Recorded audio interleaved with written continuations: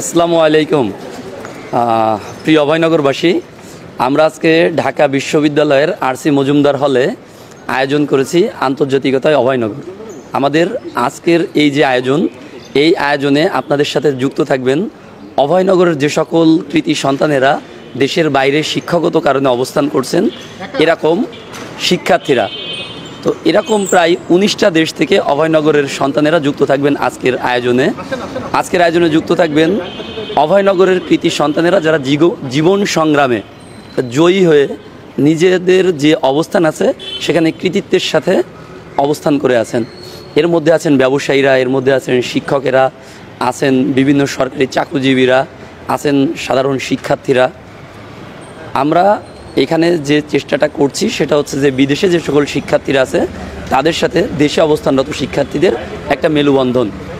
নিঃসন্দেহে এটি একটি আনন্দঘন মুহূর্ত, বিশেষ করে যে এলাকাতে বড় হয়েছি, যেখানে নিজের কলেজ ছিল, সেই বিভিন্ন সমাজসেবা সংগঠন করেছি, সেই জায়গা থেকে যখন আমার কাছের কিছু ভাই, কিছু বন্ধু, কিছু সিনিয়র, কিছু জুনিয়র আসছে আমারই ক্যাম্পাসে, এটা নিঃসন্দেহে আমার কাছে অন্যরকম একটা ভালো লাগা তৈরি করছে। এবং বিশেষ করে আজকের যে আয়োজন, এই আয়োজনের মূল বিষয় কিন্তু এটা যে বিদেশে উচ্চশিক্ষার ক্ষেত্রে আমরা যে বিড়ম্বনায় পড়ি, সেই বিড়ম্বনা থেকে কিভাবে আমরা মুক্তি পেতে পারি, অনেকটা ওই ক্যাটাগরির একটি প্রোগ্রাম আজকে। সো এই প্রোগ্রামের মাধ্যমে আমরা বুঝতে পারবো বা জানতে পারবো কিভাবে আমরা সেই বিড়ম্বনাগুলো দূর করতে পারি, একই সাথে কিভাবে আমরা বিদেশে উচ্চশিক্ষা নেওয়ার ক্ষেত্রে সহজ উপায় অবলম্বন করতে পারি। সো সব মিলিয়ে আসলে যারা আয়োজক ছিল তাদের কাছে, বিশেষ করে আমরা যারা বিশ্ববিদ্যালয়গুলোতে পড়াশোনা করি, তারা আন্তরিকভাবে কৃতজ্ঞ এবং তাদের সকলের প্রতি ভালোবাসা এবং শুভেচ্ছা।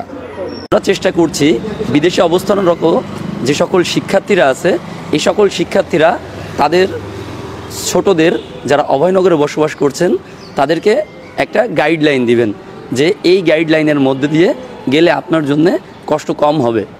যদি এরকম হয় যে একজন অস্ট্রেলিয়াতে অবস্থান করছেন, এখন অভয়নগর থেকে একজন অস্ট্রেলিয়ায় যেতে চায়, তো অভয়নগর থেকে অস্ট্রেলিয়ায় যাওয়ার জন্যে এই যে অভয়নগরের শিক্ষার্থী তার কি কি পদক্ষেপগুলো অনুসরণ করতে হবে, এই প্রত্যেকটা পদক্ষেপ যে অস্ট্রেলিয়া আছে আজকে অনলাইনের মাধ্যমে যুক্ত হয়ে সে অভয়নগরের প্রত্যেকের কাছে এটা তুলে ধরবে। ধন্যবাদ সকলকে। আসসালামু আলাইকুম।